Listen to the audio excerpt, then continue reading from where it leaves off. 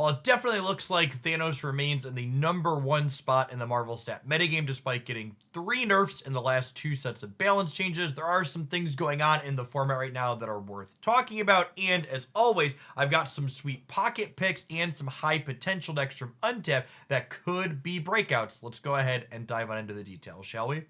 Kicking off with my Jeff's picks this week, decks that I have been enjoying and having success with that a little bit outside the box. We kick off with a Scar Typhoid Mary Annihilus brew that I've been having a good time with. This deck looks to put stats into play with Mary, Sentry, and Atuma, which all make Scar cheaper, and then Sentry's Void as well as the Hood can get kicked across the board with Annihilus for additional stats that way. The disruptive slash protective cards in this deck are really one of its defining features, though. Armor and Cosmo are both cards that shut down Alioth at the top end of the Thanos deck, as well as serving as disruption against Destroy in the format. Cosmo could also make something like Blob be more restricted in where it can be deployed at the end of the game. Luke Cage not only serves to mitigate the downsides of our Typhoid Mary and Lizard, but its location variance mitigation, turning locations like Jotunheim and the Negative Zone into favorable ones for us, and it's actually good into Thanos as well because Luke Cage makes Soulstone go from being a potential 1/5 to just being a 1/1, which is an aggressively middling return on any stone. My second Jeff's pick this week is my absolutely favorite kind of deck to play in Marvel Snap, Bast Bounce. This deck always has really interesting, difficult, and fun sequencing decisions to make on turns 4, 5, and 6, when you're basically always playing out multiple cards, figuring out not only where to play them, but also what order is optimal to play them in. The strength in this deck comes from its scaling threats, Collector, Bishop, and Hitmonkey, which all get big stat lines, but start small enough so that X Namesake and Bast can make them bigger to start. This deck's unsung hero is definitely Mysterio, though. Not only does Mysterio work well with Bast, all 3 of them becoming 3 power if you tag it with that, but it gets 3 points of power onto Bishop, it adds 6 points of stats to Hitmonkey, and it can fill our lanes up for Elsa Bloodstone, making it very reasonable for her to add double-digit points worth of power over the course of the game. Speaking of Elsa, I think her and Snowguard are definitely the flex slots in this deck. If you don't have Elsa or you want to try something else, you can substitute her for something like Rocket Raccoon or Hawkeye, another card that plays well with Bast, but scales up in points to add more numbers to the board.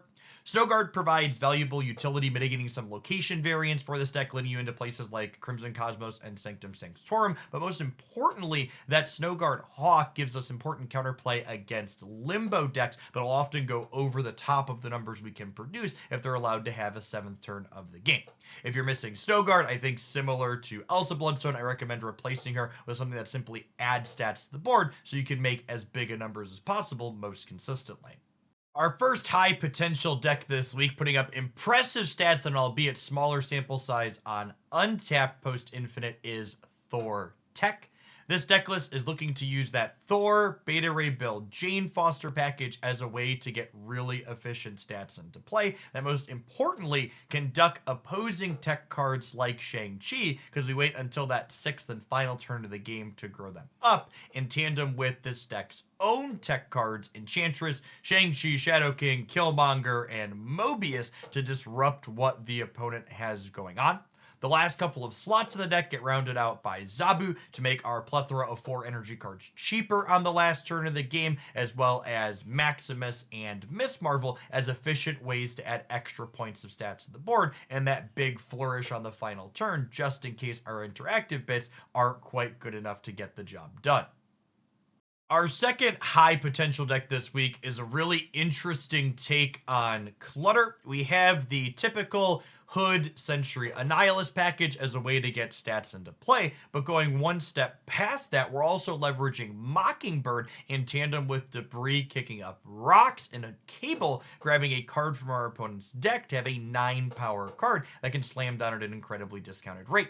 This deck list is also leveraging Marvel Snap's latest release in Cannonball, who can be quite good in my experience if your opponent's deck is consistently filling up the board, and this deck is going to assist your opponent in doing exactly that. Finally, I would be remiss to not call out Dr. Octopus, who I think is actually one of the more powerful disruptive cards in Marvel Snap right now. Taking away sequencing decisions from your opponent's destroy deck or Phoenix Force or even discard can often be incredibly disruptive to them being able to execute their own game plan. And even in the games where Dr. Octopus bites off more than he can chew and pulls a ton of stats into a single lane, you can often just punt that lane and win in the other two, knowing that your opponent had some of their biggest bombs taken away from them that they can no longer use elsewhere. Moving along to our most popular and top performing decks, I would be remiss not to start by talking about Thanos, which, despite being nerfed 3 times in the last 2 rounds of balance updates, is still simultaneously the most popular and best performing deck in the metagame.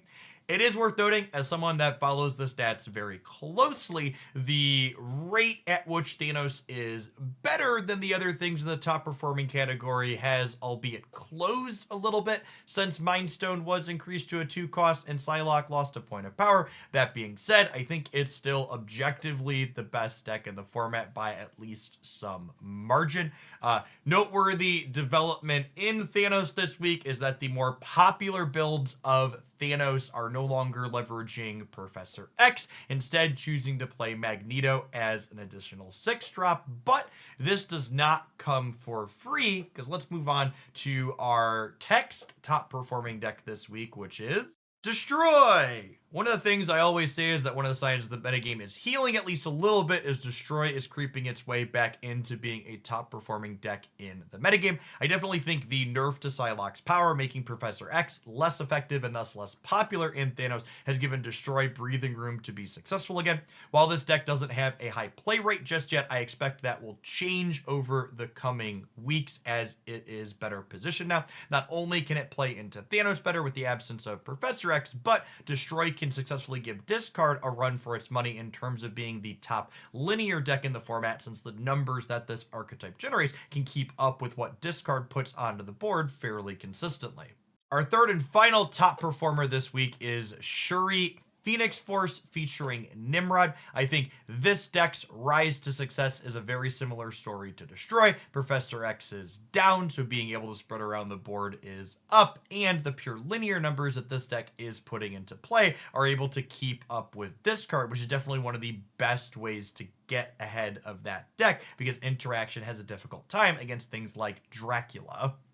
Moving along from high performing to our most popular decks, the second most popular deck in the metagame per untapped stats right now is still the Discard deck. However, it is worth pointing out that unlike in our last best decks video, Discard no longer has one of the top average cube gains per the metrics. This is twofold the reason for this. Obviously, Apocalypse got a couple of points shaved off the top, but as I discussed moments ago, I think Destroy and Phoenix Force rising to prominence in the metagame have given way to them being a natural predator to this archetype, meaning people are able to appropriately metagame its popularity, which in general is a sign of the format moving to a healthier spot. Our final deck list this week, and the third most popular per untapped stats, is Kitty Loki. I think it is worth noting, while this deck has an almost 10% play rate on untapped, I expect that to go down in the coming weeks because its performance metrics are absolutely abysmal, having an almost even 0 average cube gains per games played. Loki really feels like it's a safety slash pocket pick for a lot of, especially the top players in the format, whenever something else gets nerfed and it doesn't. And I think as the format equalizes a little bit and people gravitate towards decks that are winning more, Loki's play rate will go down as its performance is quite middling. Well, I think it goes without saying Thanos needs another nerf or 2 or 12. It is nice to see this week that we have a variety in the tier 2 deck solidifying underneath Thanos, since Professor X has been edged out of the format a little bit due to adjustments. And I think his popularity specifically will go down even more with the release of War Machine this week, giving even more counterplay to that obnoxious and offensive card design. As always, I'd love to hear what decks you've been finding success with in the comments down down below. And if you enjoyed my roundup this week, I'd ask that you please snap that like button to help this video reach some more people. Thanks for watching through all the way to the end. And hopefully we'll see you back again real soon for some Marvel Snap content here on YouTube.